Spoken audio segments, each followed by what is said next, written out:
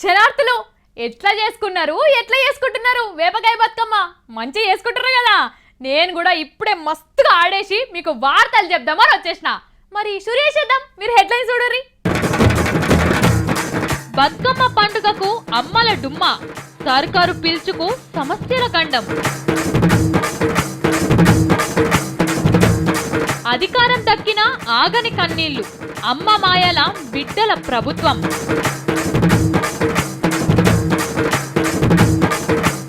మళ్ళా పోటీకి దిగిన మన లీడర్లు బతుకమ్మ ఇడ్చిండ్రు, కోలలు పట్టిండ్రు. మనోళ్లను మించిన ఫారెన్ చోరులు, ఏటీఎం మిషను నిమిషంలో మాయం. భూమి చుట్టు కొలతెంత?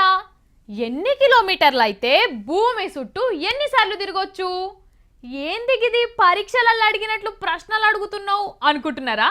అవును, గివి ప్రశ్నలే, కానీ పరీక్షకు కాదు. మన సీఎం కేసీఆర్ సార్ ఏర్పాటు చేసే వాటర్ గ్రిడ్ లెక్కలు. వాటర్ గ్రిడ్ అంటే గదేంది?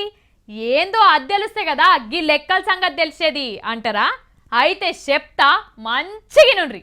ఏ కాలమైనా గొంతులో పోసుకుందామంటే నీళ్ళ సుక్క దొరకదు. నాలుక పిడ్చగట్టుకోపోయి అబ్బా దూపైతాందని దిక్కులు చూడాల్సిన పని లేదు.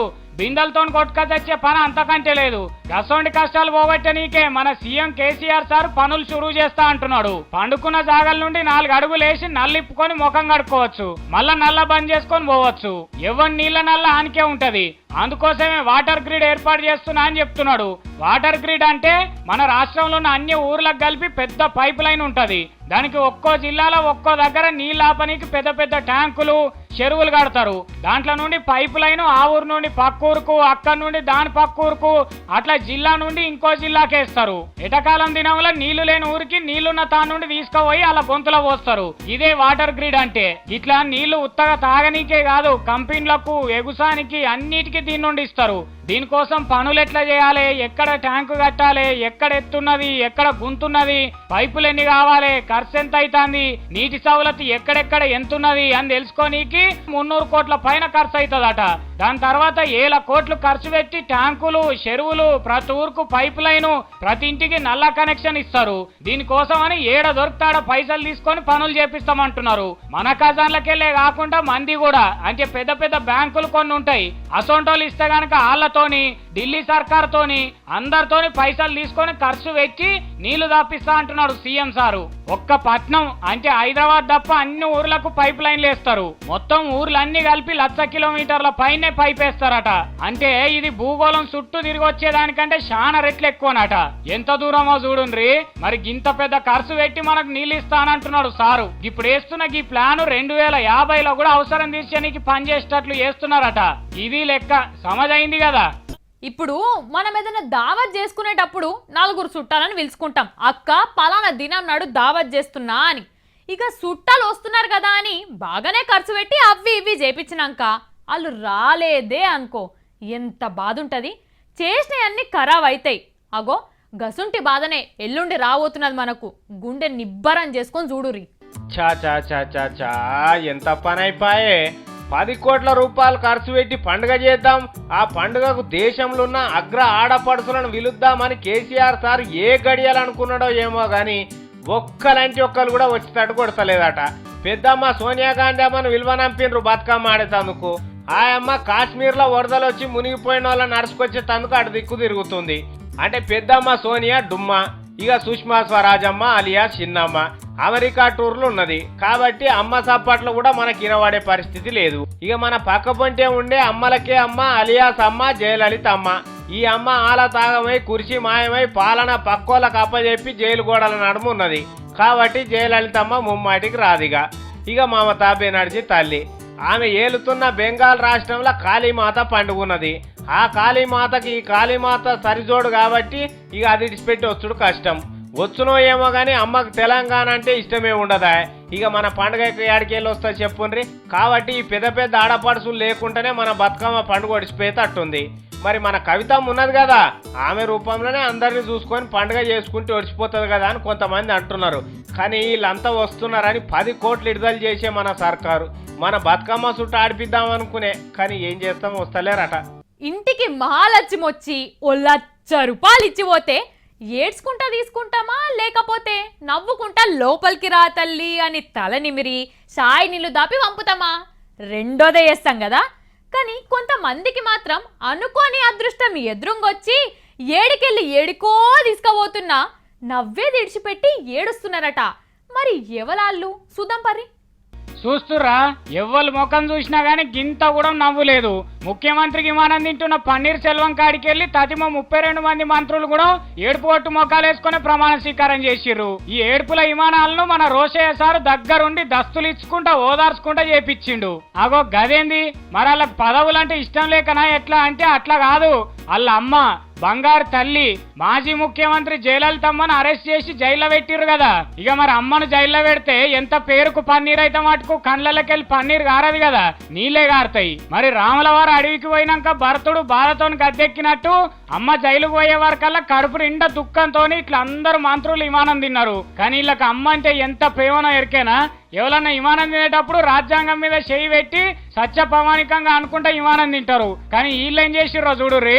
ఇగో గిట్లా జయలలితమ్మ ఫోటో చేతిలో పట్టుకొని ఏడ్చుకుంటా విమానం తిన్నారు. ஆண்டவன் மீது ஆணையிட்டு உறுதிமொழிகிறேன்.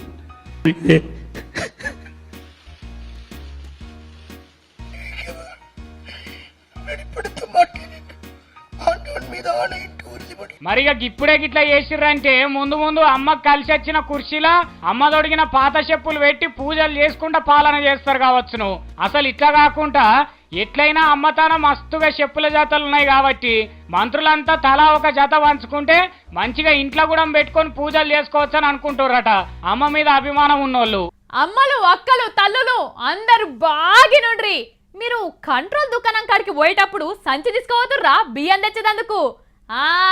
ఇప్పుడు ఆ చిన్న సంచి నడవది, పెద్దది 50 కిలోల బస్తా పట్టుకోబోర్రి. ఎందుకంటే మన రేషన్ దుకాణాల కాడ ఏమో అవుతున్నదట. మీరు ఈ వార్త చూడుర్రి, నేను కూడా పెద్ద సంచి తెచ్చుకుంటా. అమ్మలక్కలు ఇక ఈ ముచ్చట బాగేనుండ్రి. రేషన్ దుకాణంలోకి పోయేటప్పుడు మీరు సంచి పట్టుకపోతారు కదా బియ్యం పోసుకొచ్చేటందుకు. ఆ సంచి జర పెద్దది పట్టుకపోన్రి. అట్లనే ఓ సైకిల్ ఏదన్నా ఉంటే తీసుకపోన్రి. ఎందుకంటే మీకు నెల 30 కిలోల బియ్యం ఇస్తుందట సర్కారు, అది కూడా 3 రూపాయలకే. కావాలంటే మన పైసల మంత్రి రాజేంద్రం సార్ చెప్తాడు నుండ్రి. బియ్యం క్వాంటిటీ పెంచి 3 రూపాయలకి ఇస్తే బాగుంటుందా, ఇంకా ధర పెంచితే బాగుంటుందా అనేటువంటి విషయంలో కూడా ఆలోచన చేస్తూ ఉన్నాం. అదేవిధంగా కుటుంబానికి 30 కిలోల దాకా అంటే కుటుంబ సభ్యుల సంఖ్య కనుక ఉంటే ఏ ఎక్స్టెంట్కి వాళ్ళ విషయంలో చర్చ జరిగింది. ఇవన్నీ మరొకసారి దసరా తర్వాత మంత్రివర్గ ఉపసంఘం మరోసారి కూర్చొని ఫైనల్గా ఒక రిపోర్ట్ తయారు చేసి విన్నారు కదా. అంటే మా ఇంట్లో ముగ్గురమే ఉంటిమి, ఇన్నొద్దులు 12 కిలోలు ఇచ్చేదయ్యా. ఇప్పుడు మాకు కూడా 30 కిలోలు ఇస్తారా అంటే ఇస్తుండొచ్చు. ఎందుకంటే మన తన బొచ్చెడు కంట్రోల్ బియ్యం మిగిలిపోయి ఉన్నాయట. అయ్యా మరి మంచిగానే చెప్తున్నారు ముచ్చట 30 కిలోలని, ఇప్పటి లెక్కనే పురుగులుండే బియ్యం ఇస్తారా ఏంది అని చాలా మందికి డౌట్ ఉండొచ్చు. కానీ అట్లా ఏం చేయరనే అంటున్నారు. ఎందుకంటే మన తాన వన్య బియ్యమే కొని మనకిస్తారట. అయితే మరి రైతులకు కూడా ఒక మాట ఇనుండ్రయ్యా బాగా. ఏందంటే ఈ కంట్రోల్ బియ్యం మీ తానికెళ్ళే కొంటున్నారు కాబట్టి జర మద్దతు ధర ముచ్చట్ల సర్కారుకు మద్దతు చేయవలసి ఉంటది. గంత కావాలి గింత కావాలని ఖాయం పెట్టుకోకుండ్రి. అయితే ఈ బియ్యం ఖాతా కూడా ఆలోచన చేస్తున్నారట ఇస్తామని. మరి ఎప్పటి సంధిస్తారనేది ఇంకా తెలియదు. ఎందుకంటే మన పెద్ద సార్ కేసీఆర్ సార్ నోట్లోకి వెళ్ళి మాట రాలే కాబట్టి జర్ర టైం పట్టేతో అట్టున్నది. ఏది ఇడిచిపెడతలేరమ్మా ఈ లీడర్ అయ్యాలు. ఇక ఏం చేయాలి చెప్పురి. బతుకమ్మ ఆడదామంటే దాంట్లో వచ్చి సప్పట్లు కొట్టిరి.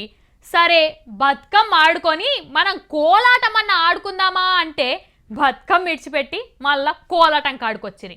ఇంత ఆడోళ్ళు ఆడుకునే ఆటలన్నీ మన లీడర్ అయ్యలే ఆడేటట్టు కొడుతున్నది చూడురి. అగో గంతగనం గొప్ప మనిషి ఎవరనుకుంటురా? ఎవలో కాదు, జనగామ జాతిరత్నం మన పిసిసి చీఫ్ పొన్నాల సారు. ఇక ఆయన ఏడుంటాడు, ఎంత కామెడీ ఉంటుందో ఎరికే కదా. ఇగో గట్లనే నిన్న ఒక ఆడోళ్ళంతా బతుకమ్మలు ఆడుతుంటే పోయి ఏం చేసిండో చూడు రూపారి. అగో ఎనకెనుకుంటదేంది సారు, నడుమిట్లకు ఏ కోలలు ఇయ్యలవ్వ సార్కు. అగో నీకిచ్చిన కోలలు గామకిస్తావు, ఇంకో చెట్టు ఇవ్వరి సార్కు. ఇక షురూ చేద్దామా సారు? అగో దూరం ఆట జరుగుర్రమ్మా, ఇరకాటం ఎందుకు, కుల్లగా ఆడుకుందాం అంటుండు. జరుగుర్రి ఇక మీరు కాని ఇవ్వరి సారు. ఏమన్నా ఆడుతున్నావా సారు? నీ కట్టెలకున్న దుమ్ము దులిపినట్టే ఉన్నది సార్ నువ్వు ఆడుతుంటే.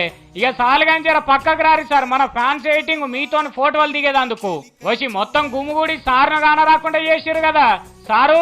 ఇక వాళ్ళని ఏమనేటట్టు లేదు గాని నువ్వే ఒక్క అడుగు మీదకి ఎక్కవలసి వస్తుంది. రైట్, సూపర్ అయ్యిందా? ఇక నడవాలి అందరూ. సార్ ఇంకో తానకు పోయేది ఉన్నది. ఇక ఆడ మాయమై ఇంకో కాడ తేలిండు సారు. జర ఆడికిడికి పరకుండాలే కదా, అందుకే మీద కోటేసుకొచ్చిండు. లేట్ చేయకుండా ఇక ఆట షురూ చేయి సారు.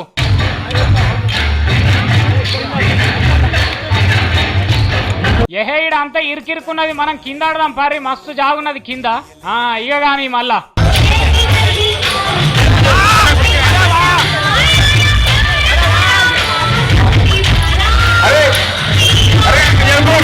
అరే ఏమన్నా నవ్వా పొనాల సారు నీది?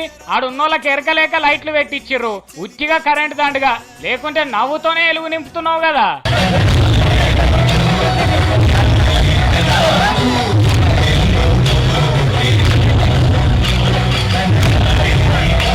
అగో ఏమై అట్లా ఆపిండు, నడుములు పట్టినట్టున్నాయి సార్కు. మీరు ఆడుర్రని నిల్చొని చూస్తున్నాడు. ఇక గిట్లా చెరసేపు కోలలకు దుబ్బ దులిపినట్టు చేసి ఆడున్న బుడ్డ పోరగాలని నెత్తి మీద చెయ్యి పెట్టి ఆశీర్వాదం ఇచ్చిండు. ఇక వెనుక పిల్లన పోయే చేతిలో పట్టుకొని ఫోటోలకు ఎట్లా పోజిస్తున్నాడు చూడుండ్రి. నల్లనయ్య పేరుకు తగ్గచ్చే ఉన్నావు సార్ నువ్వు ఉండు కూడా. ఇక గిట్లా ఆడోళ్లతోని మొగోళ్లతోని పిల్లగాండ్లతోని కలిసి హంగామా చేసిండు పెద్ద మనిషి లక్ష్మయ్య సారు బతుకమ్మ పండుగల. ఈ నడుమ మా మంగ్లీ ఊకే యాదికొస్తుంది ఎందుకో నాకు. అసలు ఏడున్నది సోయి తప్పిన పిల్ల? ఏంది పిల్ల ఏదో పుస్తకాలన్నీ ముంగటేసుకొని కూర్చున్నది. ఓ మంగ్లీ! లచ్చవ్వ, నేను మస్తు బిజీగా ఉన్నా, అటెంక మాట్లాడతా. పుస్తకాలు ముంగటేసుకొని బొమ్మలు చూసుడు కూడా బిజీయేనా? బొమ్మలు చూసుడు కాదు, నిజంగానే చదువుతున్నా, కోట్లు సంపాదించనీకి. ఏంది గా పుస్తకాలు చదివితే కోట్లు వస్తాయా? ఎవలాళ్ళు ఇచ్చేది నీకు కోట్లు? అమితాబ్ బచ్చన్ సార్ ఇస్తాడు. ఏందా ఆయన ఇచ్చేది పిల్లిగడ్డంలో తెల్లెంట్రక? గదేంద్ర లక్ష్మి గట్లంటావు? లేకుంటే ఏంది అమితాబ్ బచ్చన్ నీకు పైసలు ఇచ్చుడేంది? అవును, నేను బాగా చదివి కౌన్ బనేగా కరోడ్పతి ప్రోగ్రాంకి వెళ్ళి మస్తు పైసలు గెలుచుకొచ్చుకుంటా. గట్లా గెలుచుకోవాలంటే ఉట్టుట్టి ముచ్చట కాదు, మస్తు తెలివి ఉండాలి. నీకేం తెలుసు, నాకు కూడా మస్తు తెలివి ఉన్నది. అబ్బో, గట్లయితే నేను అడిగే ప్రశ్నలకు కరెక్ట్ గా జవాబిచ్చి నీకు కూడా తెలివి ఉందని చూపెట్టుకో. సై అంటే సై, నీకెక్కువ తెలివి ఉన్నదా నాకా అనేది ఇలా తేలాలి. ఎవిటి గురించో ఎందుకు, మన తెలంగాణ పండుగ బతుకమ్మ గురించి అడుగుతా, చెప్పు. అడుక్కో. నీ ఫస్ట్ ప్రశ్న, మన బతుకమ్మ పండుగకు అంబాసిడర్ ఎవరు? గద్దెలవదా? గౌరమ్మ. లాస్ట్ ఛాన్స్, మంచిగా ఆలోచన చెయ్యి. బొడ్డమ్మ. నీ మోకాలు అంత శుద్ధ తప్పు చెప్తున్నావు. మన బతుకమ్మ పండుగకు అంబాసిడరు జాగృతి కవితక్క. అరే కరెస్టే కదా, భూల్గిచు యాది మర్చిన. ఇంకోటి అడుగు, బరాబర్ చెప్తా. సరే, నీ రెండో ప్రశ్న, మనం 9 దినాలు చేసుకుంటాం కదా బతుకమ్మ పండుగ, మరి ఏ రోజు నాడు ఏ బతుకమ్మను పెడతాం చెప్పు? ఫస్ట్ దినం నాడేమో ఎంగిల్ పువ్వు బతుకమ్మ చేస్తారు, ఇంకా ఆఖరి దినం నాడేమో సద్దుల బతుకమ్మ చేస్తారు, ఇంకా నడుమొక్క దినాన అటుకుల బతుకమ్మ ఉంటది, ఇంకా హెల్ప్ లైన్ కింద మోకాలు రుద్దుకుంటావా అరికాలు గోక్కుంటావా? సరే నన్ను అంటున్నావు, నేను ఒకటి అడుగుతా చెప్పు చూద్దాం. బరాబర్ చెప్తా. మన ఇమలక్క కూడా బతుకమ్మ మస్తు ఆడుతుంది కదా, మరి మన ఇమలక్క ఎత్తిన బతుకమ్మ పేరేంది? అక్క దినం ఆడుతుంది కాబట్టి ఫస్ట్ రోజు ఎంగిల్ పువ్వు బతుకమ్మ, రెండో రోజు అటుకుల బతుకమ్మ, మూడో రోజు ముద్దపప్పు బతుకమ్మ, నాలుగో దినాన నానబియ్యం బతుకమ్మ, ఇంకా ఇంకా ఐదోది నాడు అట్ల బతుకమ్మ, నిన్న అలిగిన బతుకమ్మ ఎత్తినట్టు, అంతే కదా? అక్కెత్తిన బతుకమ్మకు గన్ని పేర్లు లేవు, ఒక్కటే పేరు. ఏందది? బహుజన బతుకమ్మ. అక్క గట్లనే ఫేమస్ కదా. నువ్వు నీ అతి తెలివి అగ్గిల వాడా. ఇగో అట్లిట్లా చేసి 6 దినాల బతుకమ్మల పేర్లు చెప్పిన నేను. ఇక నువ్వు ఇయ్యాలాడే బతుకమ్మ పేరు చెప్పు, నీకు తెలుగు ఉందని ఒప్పుకుంటా నేను. ఇయ్యాలాడే బతుకమ్మనా? ఇయ్యాల 7వ రోజు కదా, అంటే 7వ బతుకమ్మ. 7వ బతుకమ్మ. మా తల్లే, నీ నోట్ల యాపక రసం బొయ్యా. ఏంది లచ్చమ్మ, నువ్వు క్లూ కూడా మీయకుంటా కసుకోకర్రిచి జో. నిన్ను తిట్టుకుంటేనే నీకు క్లూ ఇచ్చేసినా గానీ మంచిగా ఆలోచన చేసి 7వ రోజు బతుకమ్మ పేరేందో చెప్పు. ఏమని తిట్టినావు ఇందాక నన్ను? నీ నోట్ల యాపక రసం బొయ్యా. దొరికింది. అంటే ఇయాల్టి బతుకమ్మ పేరు యాపాకుల బతుకమ్మ, కరెక్టేనా? కరెక్ట్. ఇప్పుడు నీ ప్రశ్న, 8వ రోజు బతుకమ్మ పేరేంది? అరే ఏదో ఉండే నోట్లనే ఉన్నది పిల్ల, అస్తలేదు. అదేంది అసలు? ఎన్న ముద్దల బతుకమ్మ. బాగానే యాదుకున్నది పిల్ల. ఈ పేరు నీకు పేరులో వెన్న ముద్దు ఉన్నందుక? అవును. అద్దంలో ముఖం చూసుకున్నావా? ఎందుకు వారుచుత మార్మోకం? దీన్ని బట్టి నీకు కౌన్ బనేగా కరోడ్పతిలు కావు, కౌన్ బనేగా తిండిపతి అనేదన్న ప్రోగ్రామ్ పెట్టి అన్ని తిండి గురించి అడిగేటి అయితే ఎన్కాలోచనే లేకుండా ప్రైజ్లన్నీ కొట్టుకొస్తావు. లచ్చమ్మ ఆజ్ కాయకోమని జరా సంబరంగా లచ్చమ్మ. అవన్నీ ఏడి ఆడబెట్టి నడువిగా సగ కొలువుకు. ఎప్పుడు నీతోని మాట్లాడుడంటే మస్తు లొల్లనిపించేది నాకు. కానీ నువ్వు చేయబట్టే ఇవాళ నాకు వాళ్ళకు కూడా 9 రోజులు వేర్చే బతుకమ్మల పేర్లు తెలిసినాయి. నాకు కూడా గట్లనే అనిపిస్తుంది మంగ్లీ, నువ్వు నడివిగా చక్కగా. బతుకమ్మ పండుగకు అమ్మల డుమ్మ, సర్కారు పిలుచుకు సమస్యల గండం. అధికారం దక్కిన ఆగని కన్నీళ్లు, అమ్మ మాయల బిడ్డల ప్రభుత్వం.